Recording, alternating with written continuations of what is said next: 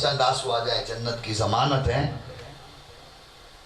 یہ وہ مخدومہ ہے کہ جس کو رلا رلا کے مارا گیا. اللہ اکبر. اتنے ظلم کیے گئے شہزادی پہ کہ سیدہ کو کہنا پڑ گیا بابا صبت علیہ مصائب صبت علیہ مصائب لو انہا صبت علی العیام سرنا لیالا. بابا تیرے جانے کے بعد مجھ زہرا پہ اتنی مصیبتیں آئیں، دنوں پہ آتی سے راتوں میں تبدیل ہو جاتے.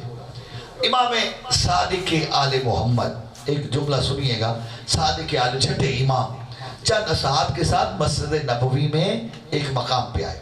وہاں پہ تیرا چھٹا امام زمین پہ بیٹھے اور بیٹھ کے رونا شروع کیا. رو رہے تھے نا تو کسی صحابی نے پوچھ لیا مولا ادھر بیٹھ کے کیوں رو رہے ہو؟ اور اونچا رویا کائنات کا امام. رو کے فرماتے ہیں یہ وہ جگہ ہے جہاں میری دادی زہرا کو تماچا مارا گیا، اور جب میری دادی کو دربار سے خالی لوٹایا گیا نا تو میری دادی کو یہاں تماچا مارا گیا. کئی سال بعد پوتا آج بھی اس جگہ پہ بیٹھ کے رو رہا تھا جہاں سیدہ پہ ظلم ہوا. اور ایک یا دو جملے سنیے گا سیدہ کی مصیبت کے. 18 برس کا سن تھا سیدہ کا، 18 برس کا، کہ جب سیدہ کی شہادت ہوگی. اور آپ نے بھی بہت سونے سب نے تقریباً یہ وقت گزارا ہے. 18 سال کی عمر یہ عنفوان شباب کا وقت ہوتا ہے، جوانی کا وقت ہوتا ہے. یہ وقت ہوتا ہے جب زندہ رہنے کو جی چاہتا ہے. اللہ جانے کتنے مصائب تھے سیدہ پہ کہ سیدہ دعا کرتی نظر آئی اللہم عجل وفاتی سریہ، اللہ مجھ زہرا کو جلدی اس دنیا سے لے جا، میں اس دنیا میں رہنا نہیں چاہتی. اتنے ظلم ہے کہ سیدہ کو رونے تک نہیں دیا گیا، رونے پہ پابندی لگائی گئی. کہا گیا یا علی زہرا سے کہو یا دن کو روئے یا رات کو روئے. ایک عالم دین مجتہد سے کسی نے سوال کیا قبلہ کیا سیدہ اتنی بلند آواز میں روتی تھی کہ مدینے والوں کو پتہ چل جاتا رسول کی بیٹی رو رہی ہے؟ رو پڑے عالم دین، رو کے فرماتے نہیں، سیدہ کی تو آواز بھی باحجاب تھی، سیدہ کی تو آواز بھی گھر سے باہر نہیں جاتی تھی. تو وہ سائل کہتا ہے مولانا پھر لوگوں کو کیسے پتہ چلتا؟ سیدہ رو رہی. عالم دین رو کے فرماتے ہیں جب سیدہ روتی مدینے میں زلزلہ آ جاتا تھا، پرندے چیخنے لگتے، جانور چلانے لگتے، مدینے والوں کو پتہ چل جاتا رسول کی بیٹی رو رہی.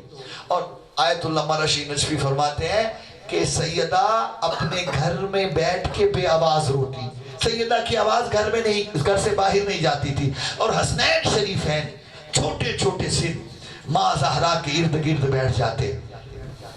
سیدہ پہ آواز روتی، شہزادوں کی چیخیں بلند ہو جاتی.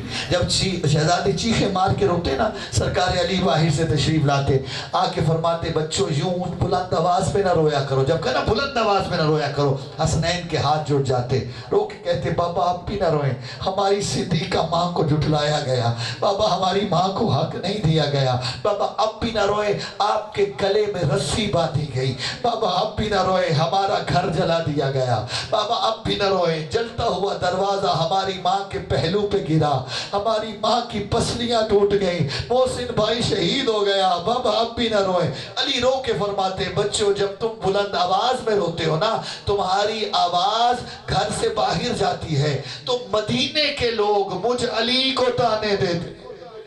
اجرکم اللہ. سرکار علی نے فرمایا بس میں زحمت تمام کی. جب سیدہ کا آخری وقت آیا نا، آخری وقت آیا، آخری وقت، بس ایک یا دو جملوں کی مجھے اجازت دینا. سیدہ کا آخری وقت آیا، سیدہ نے سرکار علی کو بلایا کہ یا علی کچھ وصیتیں کرنا چاہتی ہوں، میں جانتی ہوں اب زیادہ دیر اس دنیا میں نہیں رہوں گی، کچھ وصیتیں کرنا چاہتی ہیں. فرمایا رسول کی بیٹی فرمائیے کیا کہنا چاہتی ہیں؟ کہ یا علی میری پہلی وصیت یہ ہے مجھے غسل خود دینا، مجھے کفن خود پہنانا، مجھے میرا جنازہ رات کے اندھیرے میں اٹھانا. یا علی میرے جنازے پہ وہ نہ آئے جنہوں نے میرا محسن شہید کیا ہے. یا علی میرے بچے چھوٹے ہیں، میرے حسنین کا خیال رکھنا، میری زینب و کلثوم کا خیال رکھنا. یا علی حسنین کو جھڑکنا نہ، حسنین کے ساتھ سختی سے پیش نہ آنا، یہ بڑے نازک شہزادے ہیں. اور یہ کہہ کے بی بی نے ایک جملہ کہا کہ یا علی میں جانتی ہوں میرے بعد آپ نکاح کرو گے تو تو کلابیہ خاندان میں میری ہم نام فاطمہ سے نکاح کرنا، اس سے اللہ آپ کو ایک بیٹا عطا کرے گا، اس کا نام میں زہرا عباس رکھ کے جا رہی ہوں، اس کا نام عباس رکھنا۔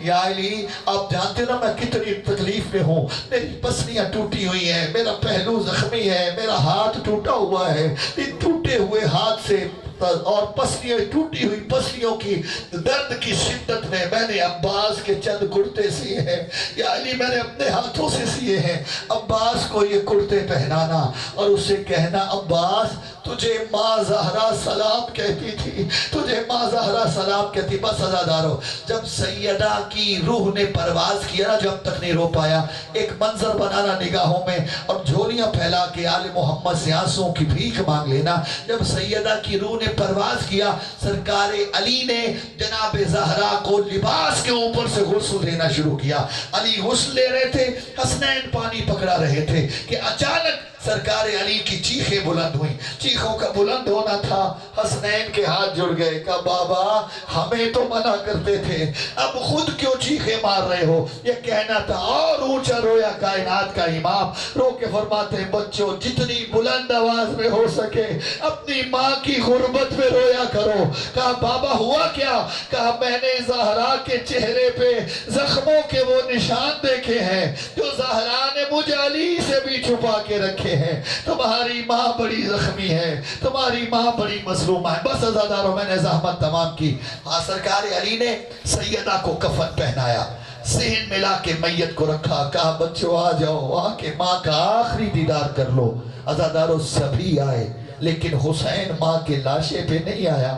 علی کی آواز حسین کیا ماں کا آخری دیدار نہیں کرو گے؟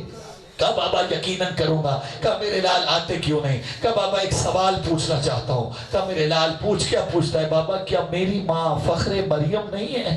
کہا ہاں میرے لال تیری ماں فخر مریم ہے۔ بابا کیا میں فخر عیسیٰ نہیں؟ ہاں حسین تو فخر عیسیٰ ہے۔